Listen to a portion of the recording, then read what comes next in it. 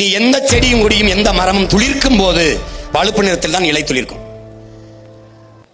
அது செத்து அது கருகி கீழே விழும்போது பழுப்பு நிறத்தில் தான் விழும். பிறகு எப்படி பச்சை ஆகுதுன்னா, இங்க பாரு, எப்படி பச்சை பழுப்பு நிறமா தான் இருக்குது பாரு. ஆனா கடை என்ன எதனாலன்னா, அங்கிருந்து வருகிற சூரிய ஒளியை அந்த மரம் தடுக்குது. தடுத்து அந்த பாரு, இங்க இலை இதுகெல்லாம் என்ன செய்யுது, சூரியனிலிருந்து வந்த ஸ்டார்ச் அதை உறிஞ்சுது, உட்கொள்ளுது. அதுல இருக்க சர்க்கரையை உறிஞ்சு தன் உணவுக்கு எடுக்குது பாரு. எடுக்கும் போது அதுல இருக்க பச்சையம் அதை எடுத்து உள்ள வந்தோடனே இலை தலை எல்லாம் புல்லு பூண்டெல்லாம் பச்சையா மாறிடுது. ஆனா செத்து விழுகும்போது, உயிரட்டு விழும்போது இது மாதிரி விழுது. அப்ப இடையில அது பச்சையா இருக்க காரணம், அது சூரிய ஒளியில் அங்க இருக்கிற சர்க்கரை உறிஞ்சி தன் உணவுக்கு சாப்பிடுது. அது சாப்பிடும் போது வெப்பத்தை உணவா உட்கொண்டு வெப்பத்தின் அளவை குறைக்குது. குறைக்கிறதுனால மரத்துக்கு கீழே நம்ம நிற்கும் போது வெப்பம் நம்மளை தாக்காம குழுகுழுன்னு இருக்குது, நிழலா இருக்குது. அப்ப யாரு பெரிய வேலை செய்யறது? யாரு? இந்த காற்று படலம் அதை தந்தவள். கடலில் இருந்து போற அந்த ஆக்சிஜன், அந்த மூச்சு காற்று வளிமண்டலத்தை உருவாக்கிய கடலமா தரையில இருக்கிற இந்த மரம். இப்ப கடலுக்கு என் மாநாடு சீமானவன் தம்பி தங்கைகளும் போடுறாங்க, மரத்துக்கு என் மாநாடு சீமானவன் தம்பி தங்கையும் போடுறாங்கன்னு இந்த அறிவு கட்ட, இந்த கேடு கட்ட, கேவலம் கட்ட இனி அவனு கேட்க மாட்டான்னு நினைக்கிறேன். சரிதான் பேசுனா உங்களுக்காக ஒரு மருத்துவமனை கட்டுறோம், பெரிய பைத்தியக்கார மருத்துவமனை தெரியும். இந்த காடுகள் வெப்பமாவதால் என்னென்ன பிரச்சனை நீ கேட்கும்போது உனக்கு விளக்கம் பாரு அண்ணே. இந்த பூமி வெப்பமாகிறதுனால இப்ப என்ன செய்யுது, பூமியில பெரும்பங்கு யாரு? கடல் நீர். அது கொதிக்க ஆரம்பிக்குது, அது வெப்பமாகுது.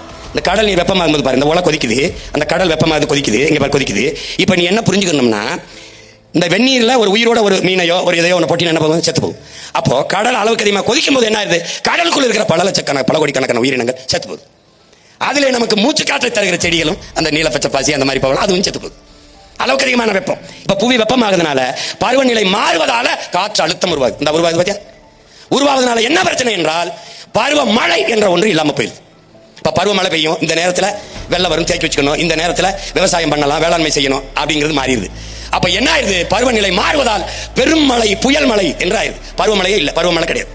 இந்த பருவமழை பொய்யாகி போய் புயல் மழை பெருமழை இது ரெண்டு தான் இருக்குது இங்க பூமியில. நீ இது ரெண்டுக்கு தான் வாய்ப்பு இருக்கு. காரணம் என்ன, புவி வெப்பமாகுது. இப்ப பருவநிலை மாறுது, பருவநிலை மாறுது, காலநிலை மாறுது என்று எல்லோரும் பேசுவார். அது மாறல. மாற்றினது யார்? இந்த மனித பதர்கள் தான். இதை நல்லா விளக்கணும். அதை மாற்றினவன் நாம் தான், அது மாறல. இப்ப எப்படி ஓலை கொதிக்குதோ, கீழே அடுப்பை எரிச்சு நெருப்பை எரிக்கும் போது மேலே வந்த பானையில ஊற்றி வச்ச தண்ணீர் நெருப்பு தாங்காமல் கொதிச்சு பொங்கி கீழே விழுதோ, அப்படி வெப்பம் தாழாமல் கடல் பொங்கி மேலே எழுந்து ஒரு நாள் வரும். எப்படி பானையில கொட்டிச்சா அப்படி வரும். வரும்போது என்ன ஆகும்னா, 70 விழுக்காட்டு கடல் நீர் பொங்கி 30 விழுக்காட்டு நிலப்பரப்பில் வரும்போது தரையில் இருந்து சரியா 3 கிலோமீட்டருக்கு தண்ணி தான் இருக்கும். இப்ப நான் சொல்றது நடக்குமா நடக்காதுன்னு நினைக்கிறேன். நடக்கும். பார்க்க நான் இருக்கணும், நீ இருக்கியோ இல்லையா, ஒரு நாள் நடக்கும். அப்ப என்ன சொல்லணும், பி கேர்ஃபுல்.